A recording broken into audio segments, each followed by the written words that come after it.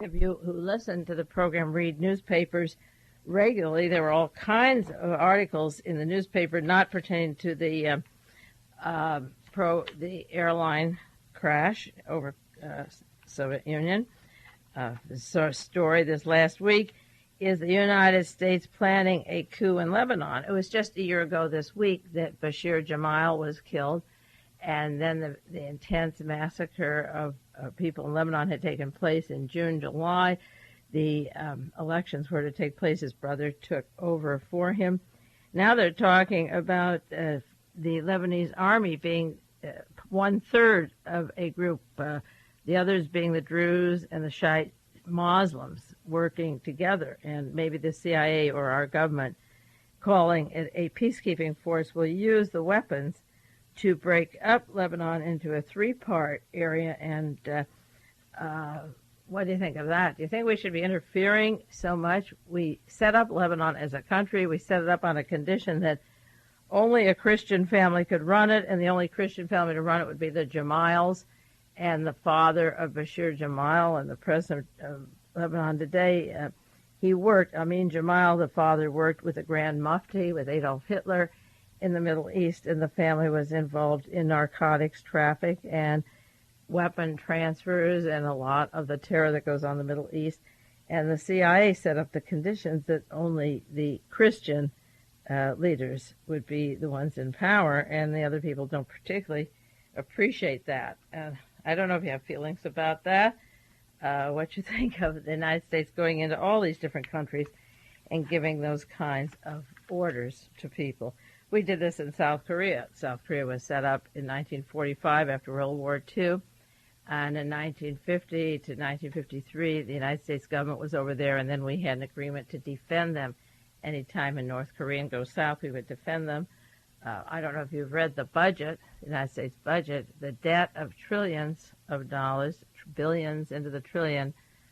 This war machine is breaking us, and we're willing to send troops and money all over the world, and we're sending it to military dictatorships, and the dictatorships are collapsing. So the money is virtually wasted. Lech Walesa said today that the solidarity should be discontinued, and maybe some small groups under another name, when it turned out that he was given $50 million or more by the Vatican, and the Pope went to Poland on the last trip. I said that Walesa would be sacrificed, as would Solidarity, because of their links to the CIA and the missing money. So there's another group that allegedly was a labor union that was CIA front. If you want to talk about these things, as I say, you can call. Otherwise, I have a lot of news that I can share with you. If you want to call, it's 375-3082. Another story this past week, and you probably saw it if you read Time, Newsweek, or any of the papers, Chile seethes after a decade of Pinochet. And I'll mention a little more about that in respect to the Korean airline incident. Pinochet's been in 10 years, and the people are really angry. And he gave them hope, and he turned out to be a true dictator. He said Allende was a Marxist, but he is not any part of democracy. He was put in by Henry Kissinger and John McCone, ITT, and the strong fascist elements that have worked with Hitler's agents during and after the war and before the war. So now, after 10 years, there are riots and displeasure in Philippines, in Chile, in South Korea, in Lebanon. It doesn't seem Pakistan is having trouble. Iran was overthrown, the Shah was kicked out. It doesn't seem as if our hundreds of millions of dollars into these various countries has worked. Can you find any American statesman or congressman who's willing to say that's enough already? It's all going down the drain.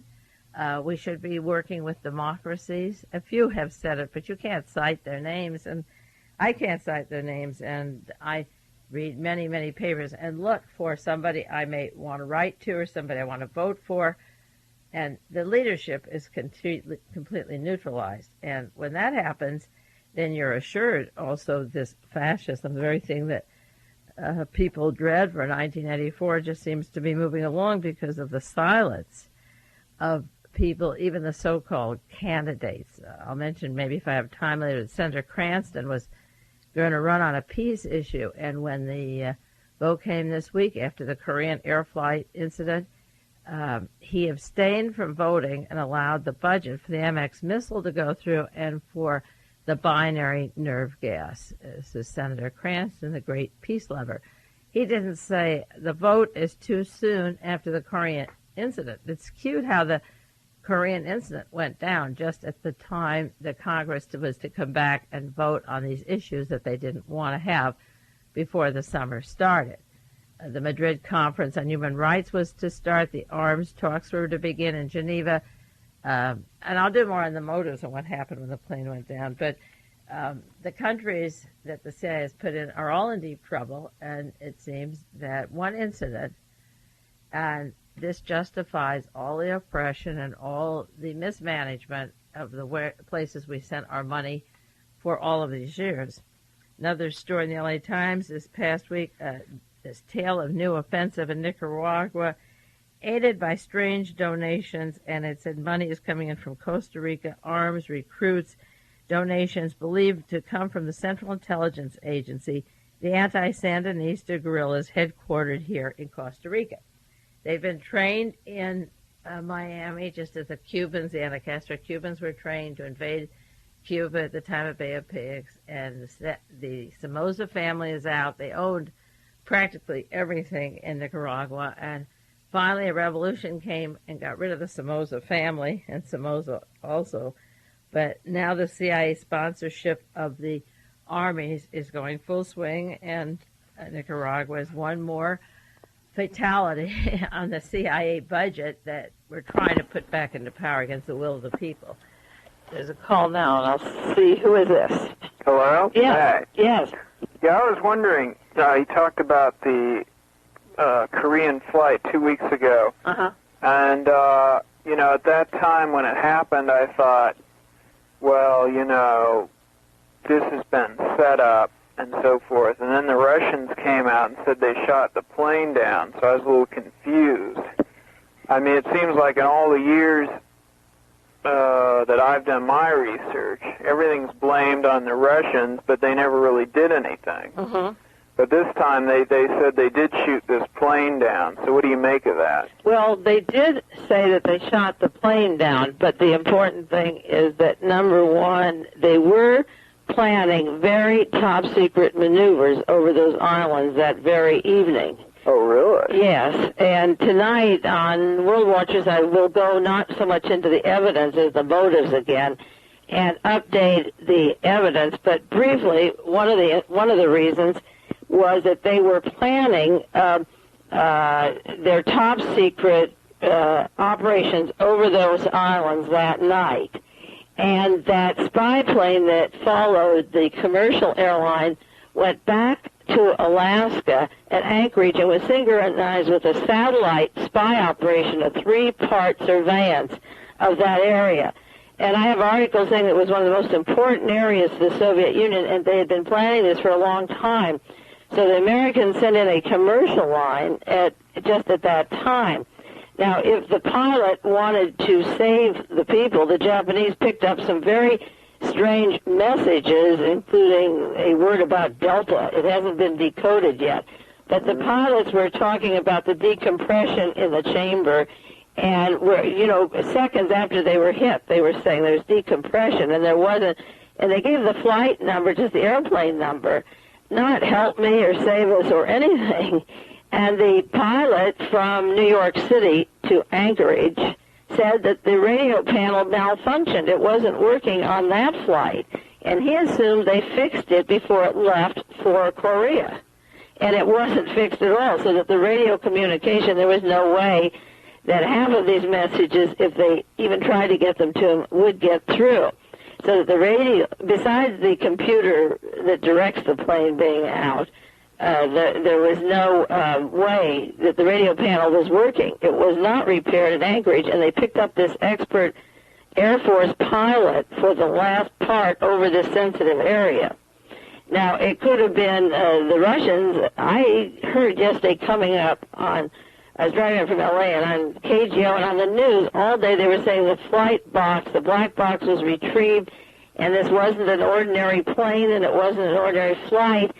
And I turned on the evening news when I got home to see what they would have, and I turned on the morning news and I haven't heard a thing about it.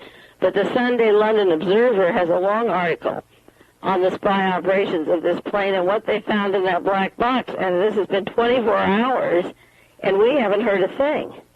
So I'll pick up the Observer tomorrow. Incidentally, local people may not know that there's a shop of the Thunderbird that sells the London Times and the London Observer this Sunday. I picked them up on Tuesdays, and some of you people may want to run over and get those. They're $3 a copy, but it's a totally different story about Klaus Barbie or the Vatican or the spy plane. You know, and I wish I could get it every day, but I can't. But the fact is that Russia said, yes, we shot them down, but they said a long time ago, if you fly over this area, we'll shoot you down. So that doesn't explain 2.5 hours over the area, and it doesn't explain that they were along the spy plane for a long time before the spy plane went back, or what was happening that night. The CIA and the Army intelligence knew that the operations were taking place that evening. And another thing, Russia was supposed to test one of their top-secret new missiles. I have the number of it at home, but because I was going to use it next week. And this hindered their using and testing the new missile, and the test site was going to be where the airplane went over. So the point is that the equipment panels didn't work, the computer system didn't work, the pilot gave no awareness, evidently, and the voice of the pilot just mentioned something about 0101 Delta. There's decompression in the chamber, but they haven't said to this recording if that's the voice of the pilot who flew the president of Korea. I'm beginning to think that maybe the original pilots were dead. There were 4 top pilots on the plane. And Jack Anderson has an article today that we shouldn't use these pilots. We should do like Israel and use planes without pilots for spying. And he says we used them in Vietnam. Well, far back, they were used in the 60s. And besides a stealth bomber, and every time we do something, we test a new weapon or test, Soviet Union's response. But we picked the night when they were testing their new missile and had to call it off because the spy planes were over them. So the Koreans and the American government were using a civilian plane and a spy work. That's right, and a satellite plane and a spy plane at the same time. A satellite, a spy plane, and a civilian plane synchronized. How about this thing with Larry McDonald being on board? Does that fit in, or is it just a coincidence? Oh, no, that fits in. I don't want to duplicate this because I want to get it on the internet. Oh, you're going to talk about that on your show, too? Oh, yeah, mostly that, because that's so important. I don't want to get off of it because I tell people if they call in, they can ask questions on these things. Incidentally, I did want to mention for local people, if they miss a broadcast, there's a station up at Santa Cruz or Cupertino that carries this broadcast, only they get it 1 week later. And the point is that their antenna has been increased so that it goes from, say, Cupertino down to the peninsula here and up to the Bay Area. To San Francisco, yeah. And it comes on, World Watchers comes on at 9 o'clock, 8 to 9 on Kazoo. And I want everyone to listen to Kazoo every hour of the day they can. But if they take 1 hour off, if they missed last week's World Watcher, they can always pick it up on Monday night from 9 to 10. If they're out of town or it's a holiday, a Monday or something like that, they can pick it up 1 week later, going back that week. So what I have on tonight is current, and 9 to 10 was last week's program. 9 to 10? Yes. Do you know the number of the station? It's 91.5 FM, KKUP. 91.5 FM. Wow, that's great. Because some people have called me living in the Valley and Carmel. They're picking it up at 9. But I'll talk more about Larry McDonald tonight. But you see, the Korean plane, the Russians did say we shot it. But they said if you fly over this area, you get shot. And they did try to get them to change course, and this plane was zigzagging. Didn't they spend something like 5 hours trying to get them to leave the area? 2.5 hours they asked them to leave the area, and for 7 hours or so they were missing. But the president spoke and said it was on a straight line, and didn't change its course, and there was no warning. And Gene Kirkpatrick read this discussion of how we're going to shoot at the United Nations, and just this week, there was a reversal of this, and in the newspapers it said Ronald Reagan lied and George Shultz lied, and so did Gene Kirkpatrick, that the evidence they gave to the UN was altered, and that there was indication in conversation of warning shots, and there was indication the plane changed its course and was curving around and not going straight, and that was played in front of the United Nations. It got so much attention with Gene Kirkpatrick's ugly, mad face was all a lie. And he'd like to shove it in her face.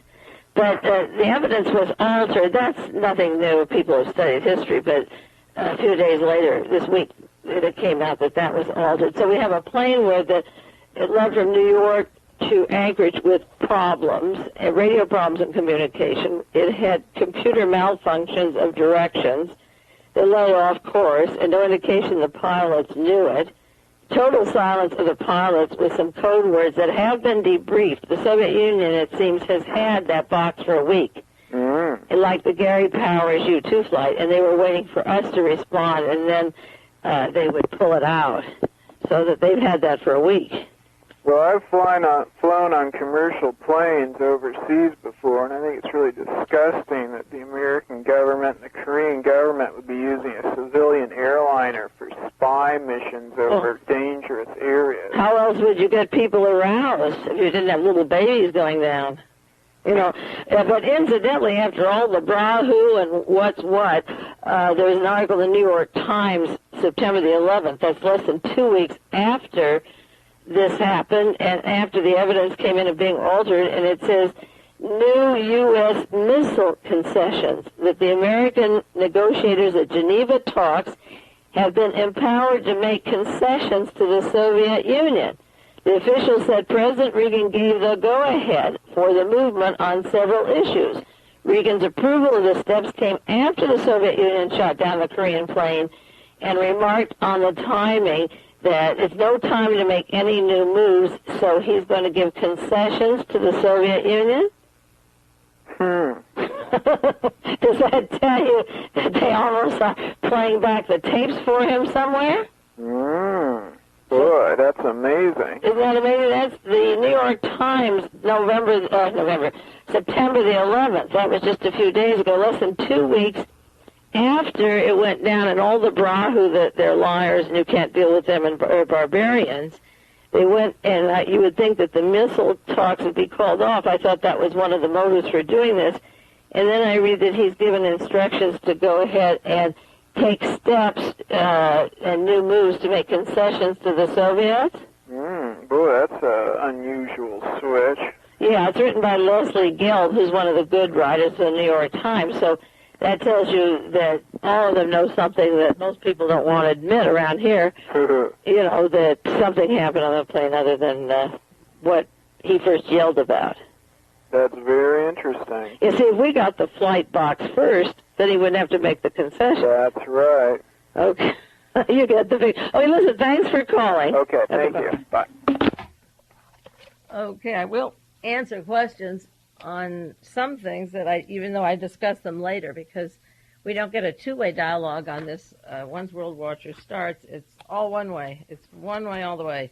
So if you have any questions you want to ask, this is Mae Brussell, and it's 375-3082 on Kazoo.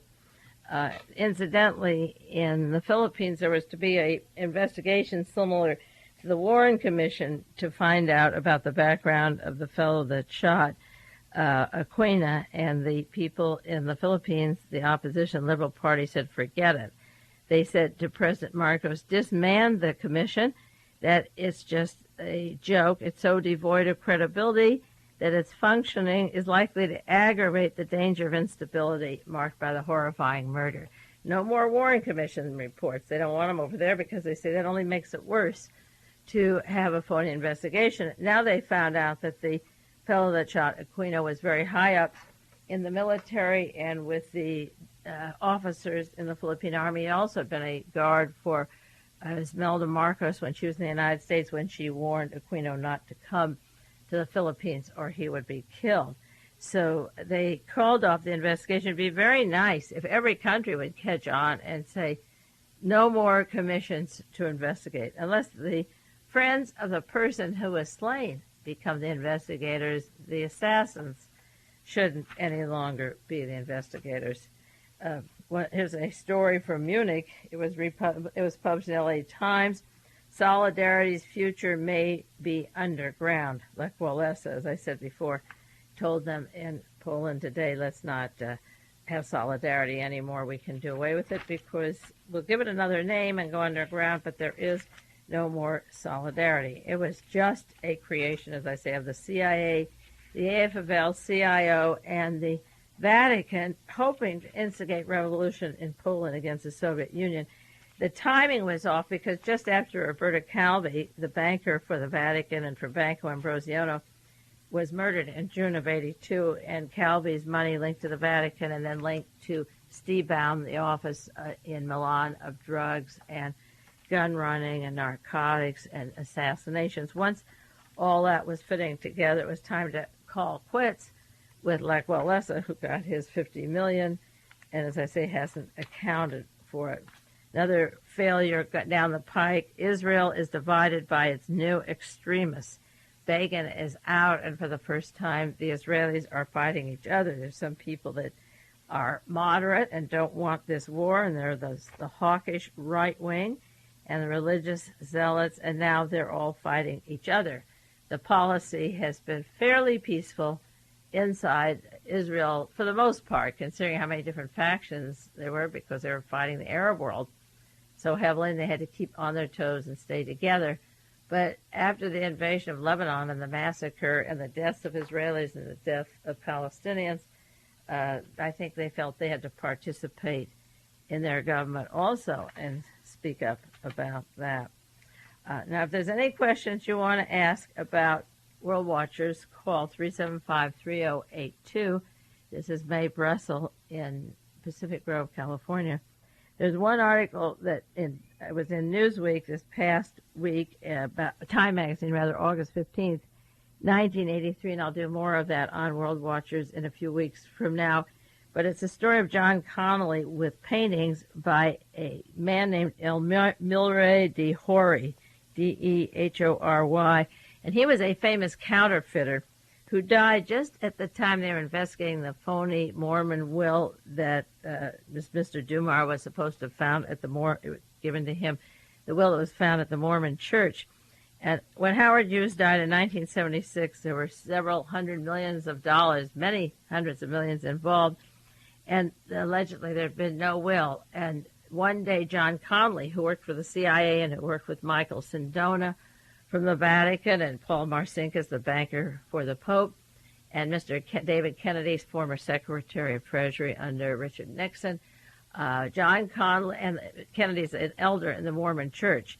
John Connolly is tied up with all of these spy and espionage links. He was also the governor of Texas when John Kennedy was shot. He was shot in the motorcade also, but survived that. And the day that the Mormon will was found, John Connolly was in the Mormon Church with the heads of the Mormon Church. And at the time, the will was found to be a forgery, and I believe that Mr. Dehory had done the forgery, and Time Magazine this week has a picture of John Connolly with the paintings by Dehory, and it's the first time I've seen the two of them linked together, although I'd done that in 1976 and 78 on these programs. But I'll take one more call. Hello?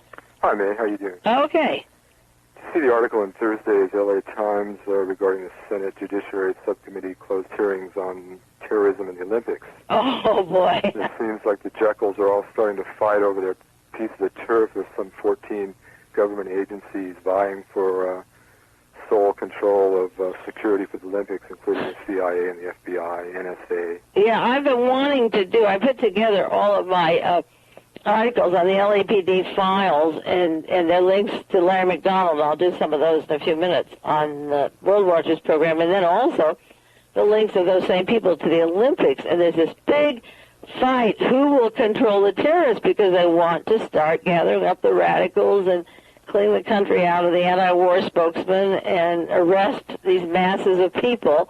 and these people that might be down there. And so the CIA is finding with the local police, and the local police have their computers tied up with the late Larry McDonald, and they're still going on with this bitter fight. There's a great quote here from Senator Jeremiah Denton, the Republican from Alabama. He claims, and it's almost the same line as the Western goals, that Denton says he fears that the constraints on the FBI's collection of domestic security information on individuals and groups that are not primarily directed by foreign powers will hamper the agency's ability to counter terrorism in the games. Well, see, Denton is going to take over Larry McDonald's cloak.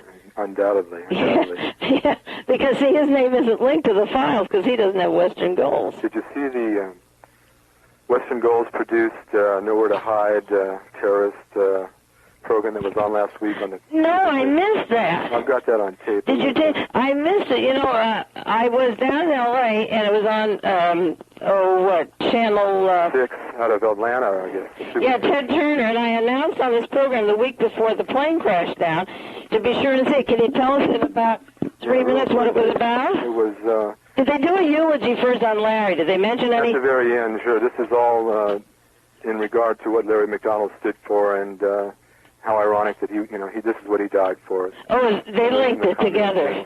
They had Larry Reese was on, and they had... John Reese was on? John Reese, excuse me. Yes. Right, and Larry McDonald with various segments. And initially what they did was go through any number of groups worldwide and link them to the communist conspiracy, including... the Red Brigade and the PLO. And Carlos? Exactly. The same people that I linked to Larry McDonald. It was a massive propaganda right-wing smear. The Claire Sterling Terror Network? So far as to go, Claire Sterling was listed, and Michael Ledeen, who said the Bulgarian plot to kill the Pope. They dealt with that plot. They also went as far back to Kent State and indicated that that was caused by off-campus subversion by leftist radicals, and very subjective quotes out of context from the Yippies. How can we get people to really catch on? What can we do?